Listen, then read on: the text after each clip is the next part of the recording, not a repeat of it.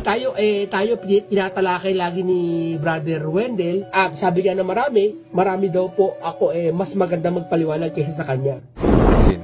Etong tao kasing ito para bang uhaw sa atensyon. Etong taong pag-uusapan kasi natin nakilala sa kataga na Mr. Tampered.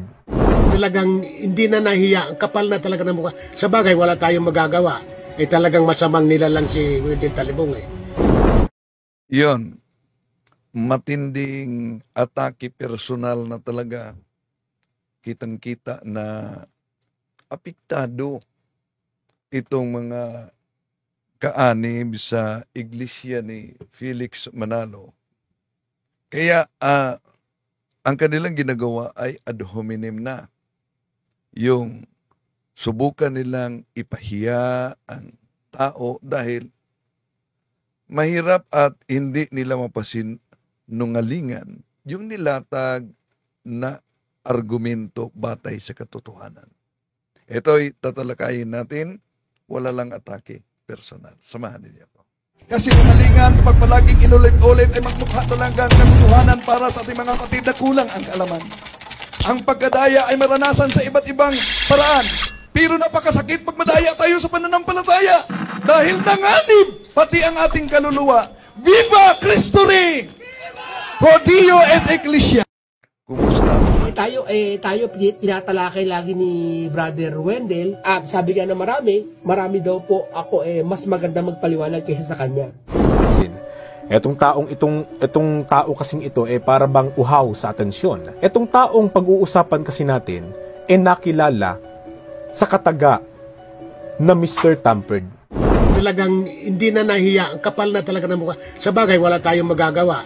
Talagang masamang nilalang si Wendell Talibong. Iyon, mga kapatid. Pero pagdasal po natin ang ating mga kapatid sa iba yung pananampalataya. Bakit ganon? Una, apektado sila. Pangalawa, napamahal nila sa akala nila na yung inaniba nilang siktang tatag ni Felix Manalo ay talagang iglesyang tatag ng ating Panginoon Jesucristo. Yun ang akala nila. So, mali, at hindi lang yan, daming mga nahulog sa maling akala. Kumusta sa lahat natin mga suking taga-subaybay? Welcome po. Hindi po natin layunin na saktan ang damdamin, pero kitang-kita na talaga, no? Na nasaktan ang kanilang damdamin. Maraming salamat po kay kapatid na Rivana Shepherd. Maraming salamat po sa suporta.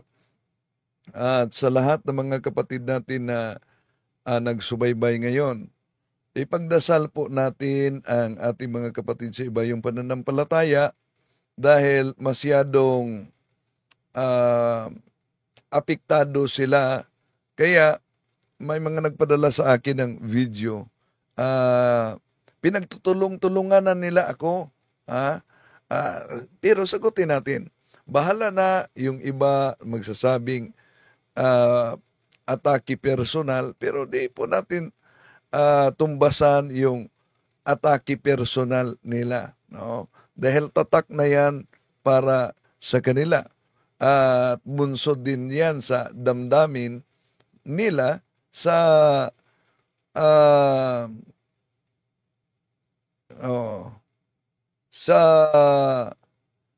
sabi ni Vernava Shepherd, premier lang yata yan. Hindi, live to.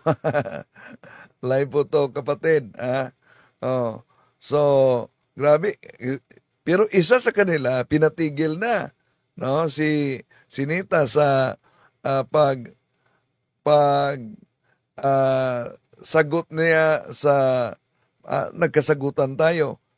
Grabe din si Nita. Balik natin sila. Tayo tinatalakay lagi ni Brother Wendell. Sabi nga na marami daw po ako mas maganda magpaliwanag kaysa sa kanya. Etong tao kasing ito para bang uhaw sa atensyon. Etong taong pag-uusapan kasi natin nakilala sa kataga na Mr. Tampered. Talagang hindi na nahiya, ang kapal na talaga ng mukha. Sa bagay, wala tayong magagawa.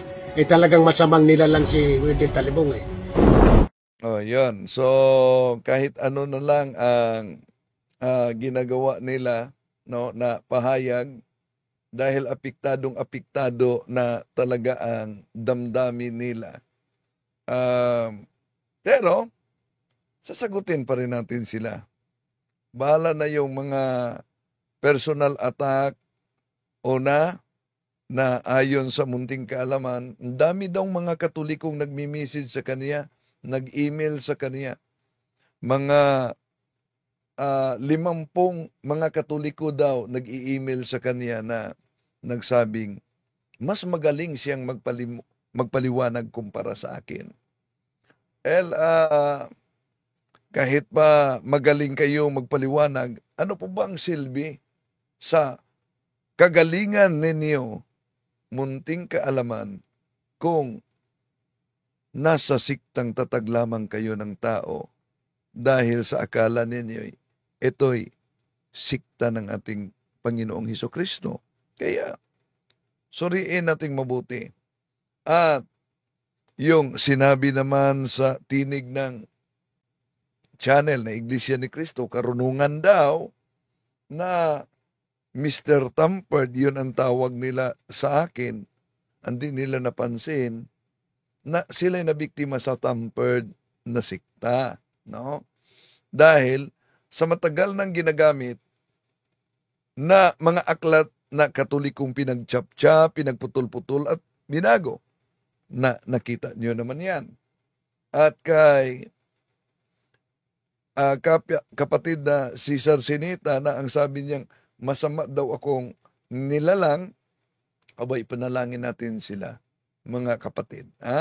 Samahan ninyo ako na ipanalangin natin for their conversion. Naalala niyo ba yung prayer na itinuro ng Mahal na Birhen Maria? O most Holy Trinity, Father, Son, and Holy Spirit, I adore you most profoundly, and I offer to you the most precious body, blood, soul, and divinity of our Lord Jesus Christ in atonement of our sins, for the sacrileges, indifferences in which you are offended, and we pray for the conversion of our sinners and unbelievers. So, sa pagkakataong ito, bago tayo papasok sa punto por punto, mga kapatid, si munting kaalaman na kaanib sa Iglesia ni Cristo, siya daw ang pinakamagaling na magpaliwanag kaugnay sa revelation. Kinuha lang natin yung bahagi dahil mahaba yung talakayan niya, pero sasagutin natin yung punto por punto. Ito lang muna ang bahagi. Pakinggan natin, ha? Hindi mo sinabi, bakit? Saan ako nagkamali? Hindi mo sinabi ko ano yung mali. Siyempre ako, mali ako sa inyo, malamang. Dapat sabihin nyo rin sa tao, ay hindi, ito gagawin ko, papaliwanag ko sa kanila, at tiyak ko sa mga nakakarinig ngayon, ako ang pinakamagandang magpaliwanag. Ha? Yun, siya ang pinakamagandang magpaliwanag daw. Halimbawa, balik natin yung paliwanag mo na si Manalo Anghel ang ating Panginoon Jesucristo tao at higit si Manalo kumpara sa ating Panginoon Jesucristo. Tama ba yan? Si Kristo ay tao. Si kapatid na Pelis Manalo, anghel, hindi sa kalagayan. Kasi akala nila, kapapanood nila ng TV, akala nila anghel may pakpak si Kapelis Hinahanapan nila, asan ang pakpak ni Kapelis? Hindi po anghel si Kapelis sa kalagayan, kundi sa gampanin. Di ba? At yung sinasabi nila, mas mataas daw si Kristo, ay mas mataas daw anghel kaysa kay Kristo. Nasa Biblia, Basahin natin, Hebreo 2:9. Basahin ko, Ngunit kung tungkol kay Jesus, alam natin na sa maikling panahon, naging mas mababa ang kalagayan niya kaysa sa mga anghel. Kita? Anong mas mababa? Mas mababa si Kristo sa kalagayan. Yan. Mas mababa ang ating Panginoong Jesucristo sa kalagayan. So, sabi niya, saan ako nagkamali? Di po ba? Maling aral yan ayon sa mga ministro mismo ninyo sa Iglesia ni Cristo. Pakinggan natin. Sinasabi rin ng iba na dahil sa kinikilala natin na anghel, si kapatid na Felix Manalo, at ang pagkakilala naman po natin sa Panginoong Hesukristo ay tao, lumalabas daw po na mas mataas ang pagkilala po natin sa kapatid na Felix Manalo kaysa sa ating Panginoong Hesukristo. Kaya napakagandang pagkakataong ito, kapatid na Jenmark, na sagutin natin ang argumentong ito ng iba.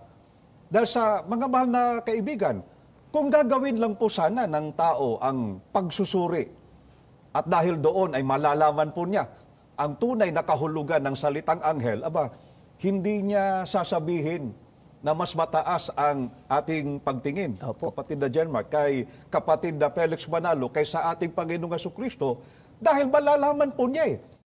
Kung susuriin lang daw, hindi sasabihin na mas mataas ang kalagayan ni Felix Manalo kumpara sa ating Panginoon Jesucristo. Pero ibig ba sabihin ng sinabi ito ng munting kaalaman, di mo sinusuri yung opisyal na aral ninyo? Dahil mas higit si Felix Manalo ang founder ninyo kumpara sa kalagayan ng ating Panginoon Jesucristo. Balik natin. Si Kristo ay tao. Si kapatid na Felix Manalo, anghel, hindi sa kalagayan. Kasi akala nila, kapapanood nila ng TV, akala nila anghel may pakpak eh. Si Felix eh. Hinahanapan nila, asan ang pakpak ni Felix? Hindi po anghel si Felix sa kalagayan, kundi sa gampanin. Di ba? At yung sinasabi nila, mas mataas daw si Kristo, ay mas mataas daw anghel kaysa kay Kristo. Nasa Biblia oh. Basahin natin ha, Hebreo 2:9. Basahin ko ha. Ngunit kung tungkol kay Jesus, alam natin na sa maikling panahon, naging mas mababa ang kalagayan niya kaysa sa mga anghel. Kita? Anong mas mababa? Mas mababa si Kristo sa kalagayan. Yan. Mas mababa ang ating Panginoon Jesucristo sa kalagayan. Ikumpara sa pahayag ng mga ministro na kung susuriin lang umano, hindi sasabihin na mas mababa ang ating Panginoon Jesucristo sa kalagayan kumpara si Felix Manalo. Tuloy natin ang kanyang paliwanag sa pagiging anghel ni Manalo dahil sino daw ang mga kasama nito? Napatunayan natin anghel, hindi yung may pakpak. Yun. Napatunayan na daw niya na anghel si Felix Manalo pero hindi yung may pakpak. Sabi niya, ito ang anghel na walang pakpak. Ano daw? Ito yung sugo sa anghel sa kalagayan. Sugo sa anghel. Kaya ang galing talaga magpaliwanag, no? Sabi niya, siya ang pinakamagaling magpaliwanag. So dito, si Felix Manalo, sugo sa anghel. Ano daw? Ito. Ito yung sugo sa anghel sa kalagayan. Hindi anghel sa kalagayan. Anghel. Ano nga talaga? Anghel sa kalagayan o sugo sa anghel sa kalagayan? Di mo ba? Ang galing niya daw magpaliwanag. So, ano? Balik natin. Yung may pakpak. Ito yung sugo sa anghel sa kalagayan. Hindi anghel sa kalagayan, anghel sa gampanin. Yung gagampanan niya. No, sino yung the big four? David Lloyd George, ang Prime Minister ng... Yan, ang mga kasama ni Manalo sa Revelation chapter 7. Yun daw. Great Britain. George Clemenceau, Primer ng France. Vittorio Orlando, Prime Minister ng Italy. Woodrow Wilson, President ng Amerika. 4 to. Alin ang ginawa nito? Ang mga taong ito ay nagkaisa upang patigilin ang unang digmaang pandaigdig. Sila ang dahilan kaya para patigilin. Ngayon, kung nagkaisa ito para patigilin ang digmaang pandaigdig, ang tanong, si Felix Manalo ba'y nagpatigil sa digmaang pandaigdig? At hindi lang yan. Kung susuriin nating mabuti mga kapatid, tingnan natin ang tingnan natin, nasa sulo kasi nila yan ang pagiging anghel daw ni Felix Manalo. Ito, sa sulo nila na may akda si Felix Manalo. Ito ang yung sinabi niya.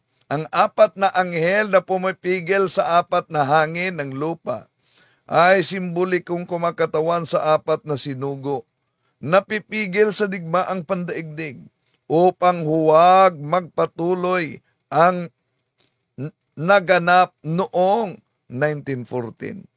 Ang mga ito ay sila si Lloyd George, Premier ng Gran Britanya, Clemenceau, Pangulo ng Gabineting Francis, Orlando ng Italia Premier, at ang Presidente Wilson ng Amerika. Yun talaga ang opisyal nila na aral. So, pansin niyo, pag-aralan natin, yung turo pa ito ni Felix Manalo na ang naturang Big Four ay mga anghel daw. At sila si Lloyd George, Premier ng Britain, Clemenceau ng Gabineting Francis, Clemenceau, Pangulo ng Gabineting Francis, Orlando ng Italia, at si Wilson ng Amerika. Isa-isahin natin, kasama daw ng mga anghel ito ni Felix Manalo. Una, si George Clemenceau, isa sa mga Big Four. I-search ninyo sa Google, anong religion niya? Eto, makita ninyo mga kapatid. Search sa Google. Anong religion niya? George Clemenceau was lifelong atheist, a strong advocate for the separation of the church and state. Opposing Catholic Church in France. So, nakita nyo ba? Ito si Clemenceau ay atheist. Atheist siya. So, ibig sabihin, dito pa lang, nang itinuturo ni Felix Manalo na kasama niyang anghel, ito si Clemenceau, gusto nilang ipalitaw ngayon na may anghel na atheist. Ganon po ba? May anghel na atheist? Sige. Sunod. Sino pa yung binanggit niyang anghel? Tingnan natin si Lloyd George. Ano po ba ang kanilang religion? Ito, tingnan niyo kung ano ang religion niya. Madali namang i-search. No? Anong religion niya? Ang religion niya, member of the Church of the Disciples of Christ, na itinatag ni Campbell, Stone Campbell. So ano ang religion niya? Church of Christ the Disciples. Church of Christ the Disciples, tandaan ninyo yan. So yung isa, atheist. Yung isa, Church of Christ the Disciples. Ibig sabihin, naniniwala ito na si Kristo ay Diyos. Naniniwala na ang ating Panginoon Jesucristo ay Diyos. So, may isa na hindi naniniwala ng Diyos dahil atheist. May isa na protestante. How about naman itong si Vittorio Emmanuel Orlando? Anong religion niya? Ito, makita natin. I-research ninyo. Siya ay Catholic. So therefore, naniniwala siya na si Kristo ay Diyos. Yeah? How about naman itong isang anghel na US President na si Wilson? Si Wilson, isa sa mga Big Four. Ano ang religion niya? Ito, tingnan ninyo kung ano ang religion niya. Ang religion niya, Protestante. Presbyterian Church. So, dahil Presbyterian siya, therefore, naniniwala siya na si Kristo ay Diyos. Ano po bang punto dito?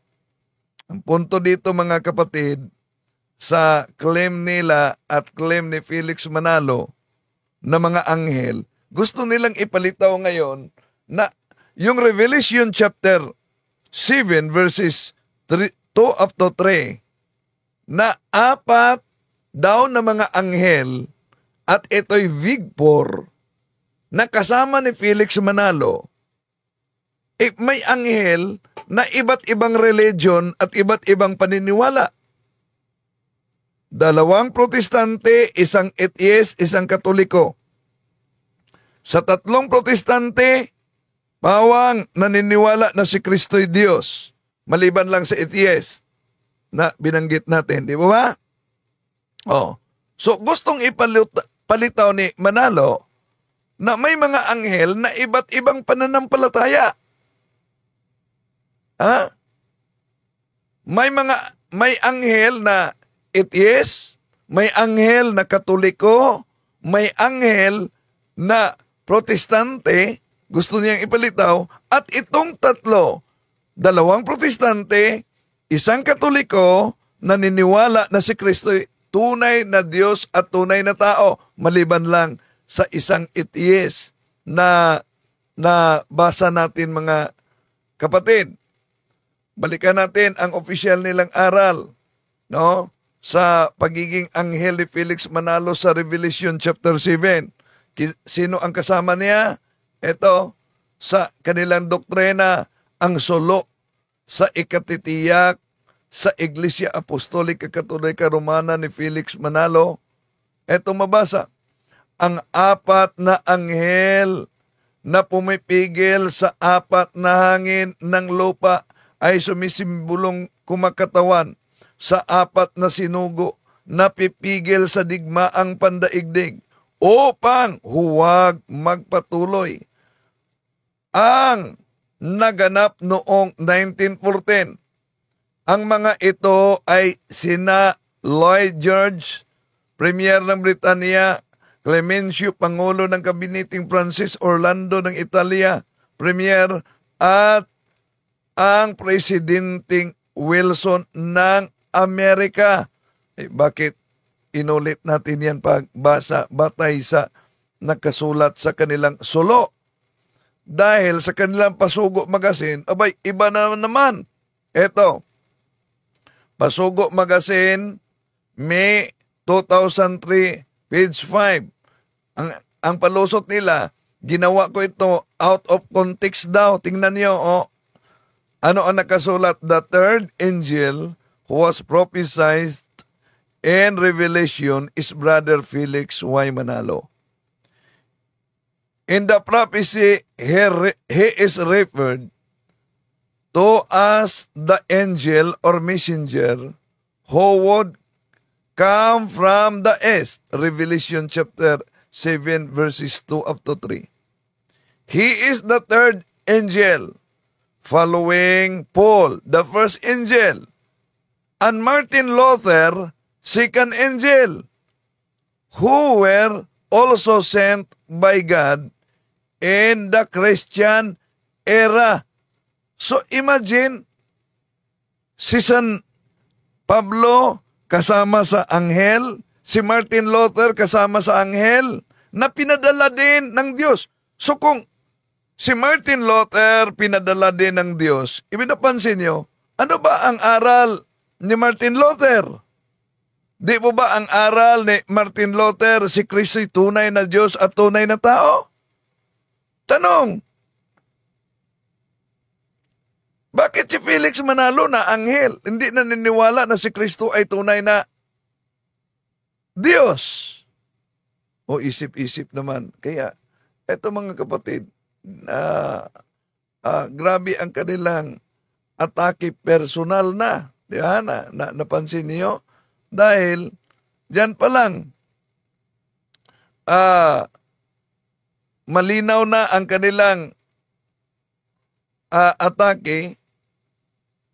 Yung personal talaga, di nila kaya na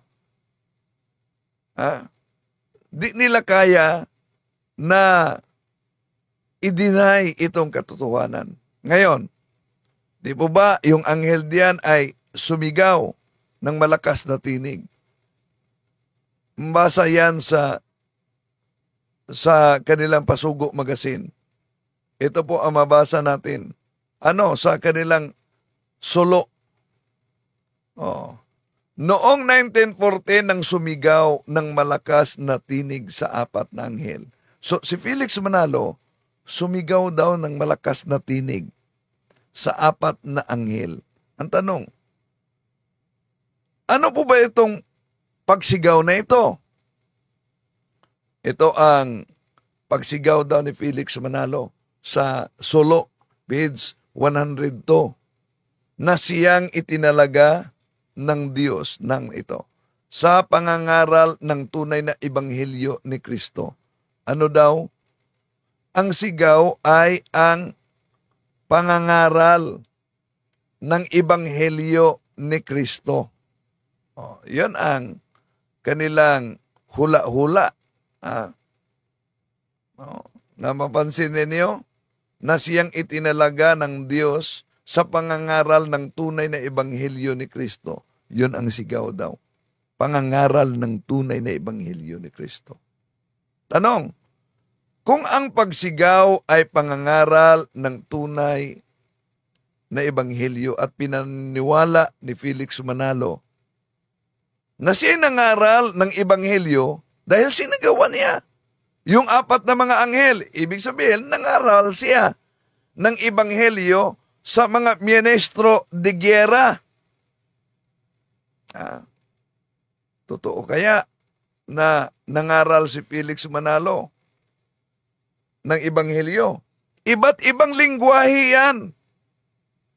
Kaya kung iba't ibang lingwahe yan, anong lingwahe ang ginagamit ni Felix Manalo na ayon sa kanilang Pasugo Magazine?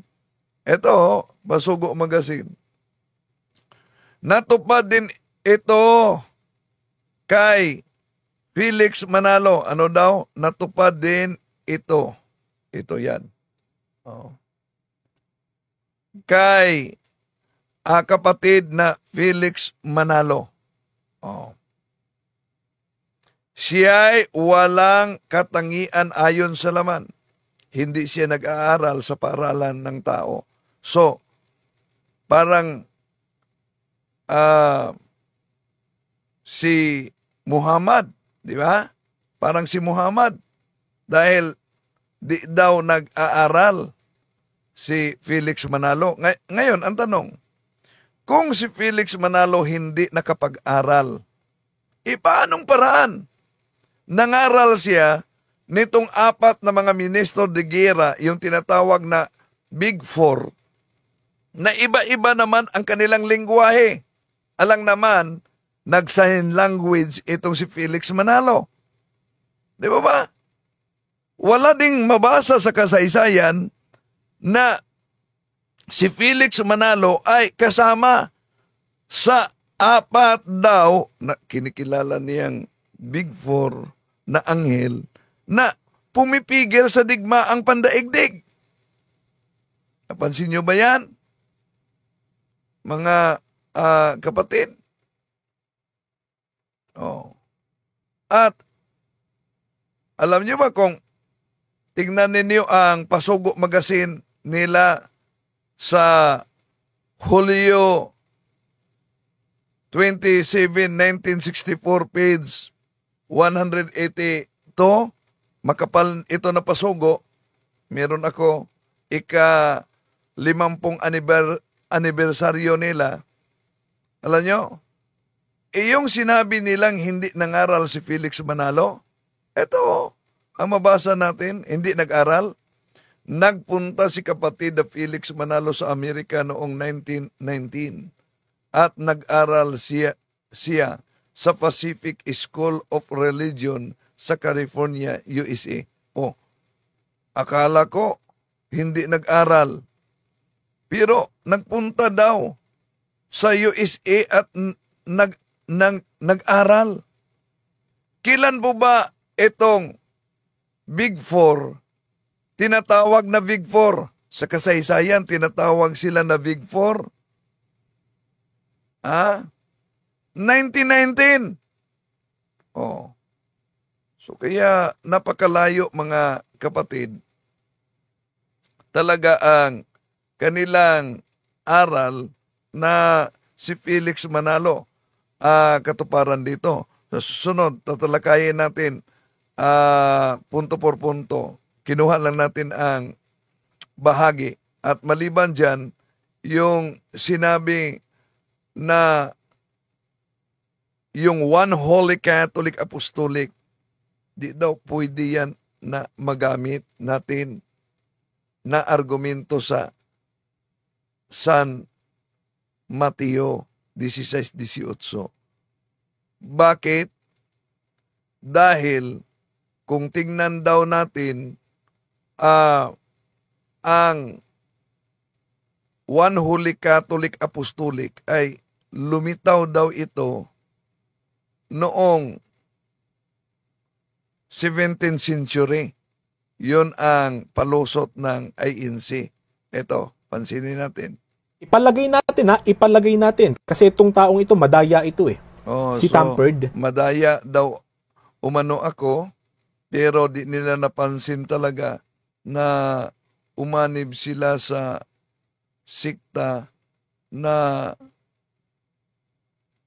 nadaya sila, no? Sa naturang sikta. Kaya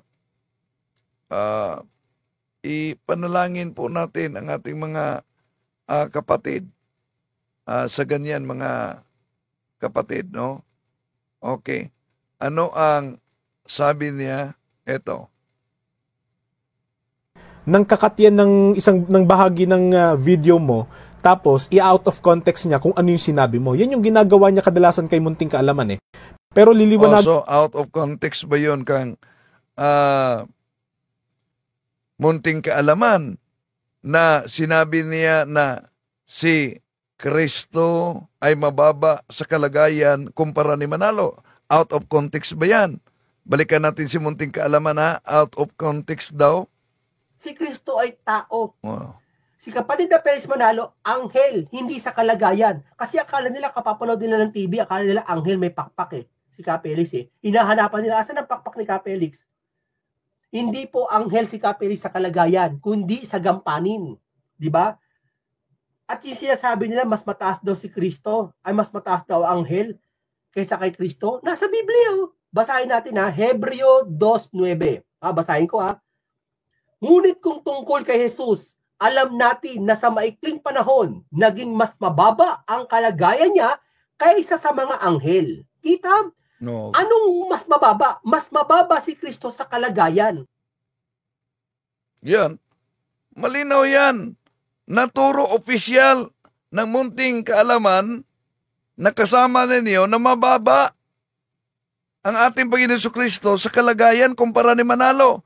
At iba naman yan sa turo ng mga ministro ninyo. Anong turo ng mga ministro ninyo? Si Kristo ay tao. Sandali.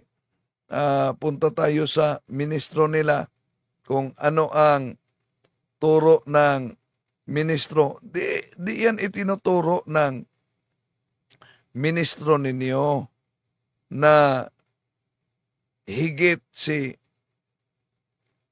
Manalo kay sa ating Panginoon Jesucristo. Sinasabi rin ng iba na dahil sa kinikilala natin na anghel, si kapatid na Felix Manalo, at ang pagkakilala naman po natin sa Panginoong Jesucristo ay tao, lumalabas daw po na mas mataas ang pagkilala po natin sa kapatid na Felix Manalo kaysa sa ating Panginoong Jesucristo. Napakagandang pagkakataong ito, kapatid na Jenmark, na sagutin natin ang argumentong ito ng iba.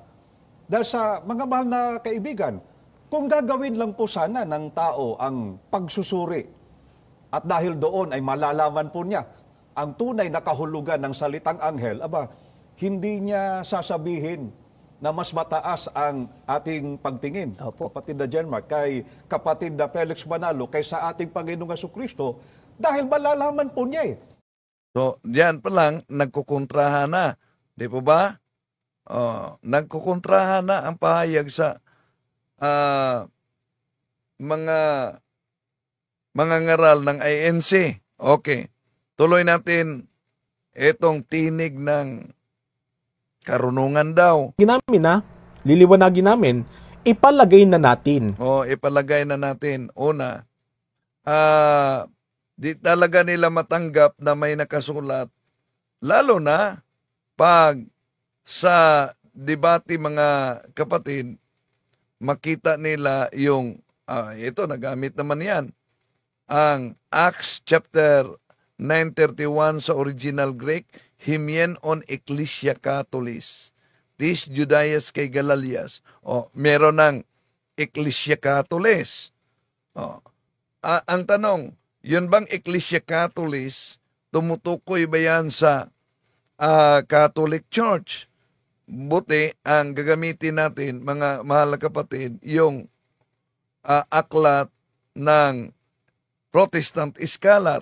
Ito ang mabasa ninyo sa The Marks of Scriptures, Rethinking the Nature of the Bible, Daniel Casterlo and Robert Wall, page 89. This local church, like many others, finds it necessary to footnote with the clarifier universal so that people are not confused by the term Catholic. The term universal, what does it mean? On turning the etymology of Catholic, one notices that Greek root suggested, according to the whole, one of the places where the word praise is found in Scripture is Acts chapter 9 verse 31, Catholis. So, yon, may mabasang Catholis. At di pa man nagamit sa iba't ibang debate, lalo na ang salin na Protestante. Protestante ito, pero paraphrased. Baka ang palusot nila dito, tampered na naman ito, dahil ito ang mabasa talaga. And besides the Jews, I have chosen people among the Gentiles. Them I must call and gather to me. The Jews and Gentiles shall be one Catholic Church under me, their universal aid and shepherd. So, ang iba dito, pag ginagamit ito sa debate, pati na sa mga Protestante, natataranta. Tampered daw ito dahil di mabasa sa kanilang Biblia. Pero Protestante yan. Ito pa, Protestante na salin, paraphrase din. John chapter 10 verse 16. Ye, my chosen people of the Jews are now my known and noted flock, but I have other sheep also beside you. Even the Gentiles, which are not your fold, but shall have a fold of their own, thereof shall be united into one body of church with you, so as Jews and Gentiles shall make one holy Catholic Church under me, their one only head. Mabasa yan, Protestant yan. Sigurado ang sasabihin nila, tampered na naman yan. Tampered na naman yan. At imagine yung argumento nila. Madali lang umano gawin yan. Magpunta ka lang sa printing press. Pagkatapos, magpa-print ka ng isa lang na pahina. Yan. Sino kaya na printing press? At saan kaya na printing press na papayag na isa lang na pahina ang ipaprint mo sa kanila? Tatanggapin kaya yan? Kahit ba, iwan ko, meron bang printing press na tatanggap na isa lang na aklat ang ipaprint mo? Lalo na kung isang pahina lang. Okay? So, tuloy natin si Tinig ng Karunungan. Ipalagay lang natin na meron palagay lang natin na meron mababasa na Iglesia Katolika Apostolika Romana sa Mateo 16:18 ng Confraternity Version, ipalagay natin na merong mababasa. Tama ba ang salin kung ganun ng Confraternity Version? Bakit namin yan ang itinanong namin sa inyo mga kababayan? Una, ang pangalang Iglesia Katolika Apostolika Romana, para sa inyong kaalaman, 17th century lang na-formalize. Na-formalize, 17th century lang daw na-formalize ang pangalang Santa Iglesia Apostolica Katolika Romana. Ang tanong, saan kaya siya nangunguha na 17th century? Wala naman siyang binanggit. Pero, kadalasan na ginagamit nila itong aklat na ito. Ano to? Ang Apostles' Creed ni Clement H. Crack. Ito kasi ang mabasa. In 1870 at the Vatican Council, the name Roman Catholic Church was proposed, but it was rejected. The bishops assembled unanimously decided upon this official name, the Holy Catholic Apostolic Roman Church, as descriptive of Christ Church. Yun ang mabasa natin sa aklat na ito. 1870. Kung 1870, kung yun ang batayan, sabi niya 17th century. Yun bang 1870 para sa Iglesia ni Cristo? 17th century. At sa akala nila na 1870, yun ang pagdeklara.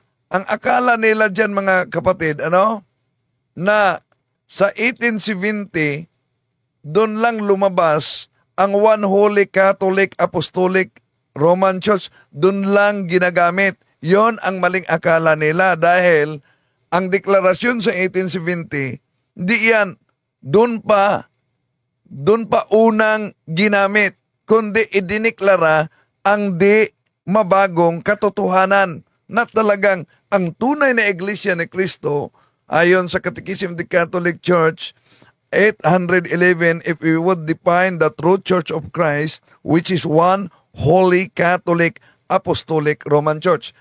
At parang di yata kabisado nila ang turo ni Felix Manalo. Bakit? Pakinggan muna natin. 17th century lang kadalasan o umugong na ginagamit ng simbahan. Hindi po yan ginamit, yung buong pangalan na yan, 17th century pababa. So, yung One Holy Catholic daw, di yan ginagamit 17 pababa. 17th century lang daw. Iwan ko kung ang 1870 para sa kanya, 17th century na yan. 17th century ba yan? At ang sabi niya, mula sa 17th century, hindi pa ginagamit ang pangalang One Holy Catholic Apostolic. Sisilipin natin yung aklat na ang may akda ay si Felix Manalo. Ito ang mabasa. Ang petsang ito, 325 Anno Domini, ang unang ganap at pangkalahatang kapulungan ng buong daigdig, makristyanismo. Ito ang nagpapakilala ng tiyak na pagpasok sa iglesia ng mga Kristiyano. Sa pulong na ito, sumipot ang bagong relihiyon na siyang pinamagatang Iglesia Apostolica Katolika Romana. Kailan yan? Sabi ni Felix Manalo, 325. May sumipot umano na Iglesia Katolika Apostolica Romana. Pero sa tinig ng karunungan daw, basta tinig ito ng karunungan, parang di niya alam ang sabi ni Felix Manalo. Bakit? O umugong na ginagamit ng simbahan. Hindi po yan ginamit, yung buong pangalan na yan, 17th century pababa. Sapagkat ang pangalang Iglesia Katolika Apostolica Romana, sabi na rin ng ministrong nakipagdebate dito kay Mr. Tamperd, ang pangalang yan ay parang assembled na jeepney. So parang assembled na jeepney. Paano ngayon? kung parang assembled na jeepney. Bakit ginamit ni Felix Manalo sa kanyang aklat? Kung di pa pwedeng gamitin dahil 17th century daw na ang binabasa nilang aklat ay ang Discourses of the Apostles' Creed, 1870. Kaya research naman pag may time. At dahil diyan, di na tayo magtaka kung bakit, una, sabi nila, silang pinakamagaling umanong magpaliwanag, si Munting Kaalaman. At ayon naman nitong tinig ng karunungan daw ay tampered, pero di napansin na umanib sila sa tampered na sikta. Tayo tinatalakay lagi ni Brother Wendell. Sabi nga na marami daw po ako mas maganda magpaliwanag kaysa sa kanya. Etong tao kasing ito para bang uhaw sa atensyon. Etong taong pag-uusapan kasi natin nakilala sa kataga na Mr. Tampered. Talagang hindi na nahiya, ang kapal na talaga ng mukha. Sa bagay, wala tayong magagawa. Talagang masamang nila lang si Wendell Talibong Okay, iyon. Ang atake talaga nila, no? Dahil apektado na. No? Pero panalangin natin dahil biktima na lang din sila sa maling akala na yung inaniba nila sa akala nilang tunay na iglesia. Daming mga nabiktima ngayon at daming mga sikta ngayon dahil katuparan niyan sa Mateo 24:24. To make His message known is our responsibility. So here we are to pledge our lives to the Lord of eternity.